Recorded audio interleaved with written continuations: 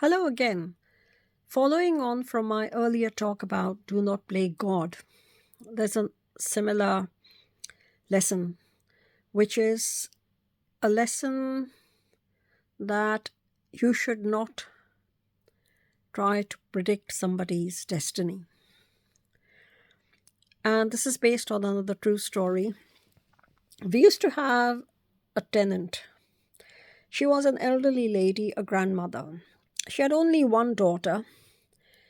Her daughter married a man when he was an ordinary man, but later he went on to become a multimillionaire.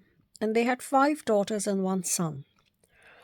The eldest daughter got married to an ordinary man before her father became super rich. Now, the five daughters were difficult. They behaved badly, they were not interested in their studies. One of them got expelled from school. And the, basically, the family itself wasn't particularly educated. The father in law had only studied up to class 7th or 8th, and the son had also flunked his metric. But the son got married to a girl who had done inter arts. She was the only one in her in laws who had passed her metric and gone to college. So she thought a bit too much of herself. She thought she was sort of cut above all of them.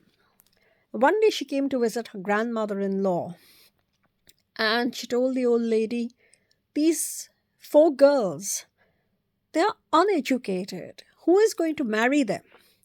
The old lady didn't like it, and she spoke some very wise words. She said, Koi koi ki takdeer dekh ke nahi aaya hai. Nobody has come to this world with the knowledge of another's destiny. And she was right. All four girls married very well. Uh, Fate created circumstances for all their marriages. One was expelled, number four. So the parents, out of protest, drew the other two older girls out of the school and sent them to a boarding school at a long distance. And, well, they were too far from home. They couldn't come home on weekends. And there was a family which knew their family. And they felt sorry for these girls because they were away from home. So on weekends, they used to invite them to their place. The second girl was attractive. These people had a son. They had an affair. And they got married. And he was to hold a very top-ranking job in a bank. Then the third girl was married to her father's partner, who was my partner's son, who was an equal multimillionaire. And then came the two younger girls. Now, interestingly, at this time, Mr. Bhutto came to power, and he issued a warrant for the arrest of the father. And they fled to Europe. And they took the two younger girls with them. The fourth one was already on the marriage market, but the younger one was still in school. So they put her in a boarding school in England. And there she met somebody else from her community, a son of another wealthy family. They had an affair and she was married to him. And then this last girl's father, well, he had a younger brother.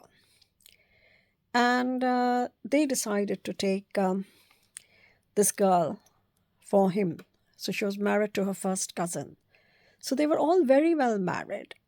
Education made no difference. And the old lady's prediction was right, that you cannot predict another person's destiny. Only God is the master of destiny.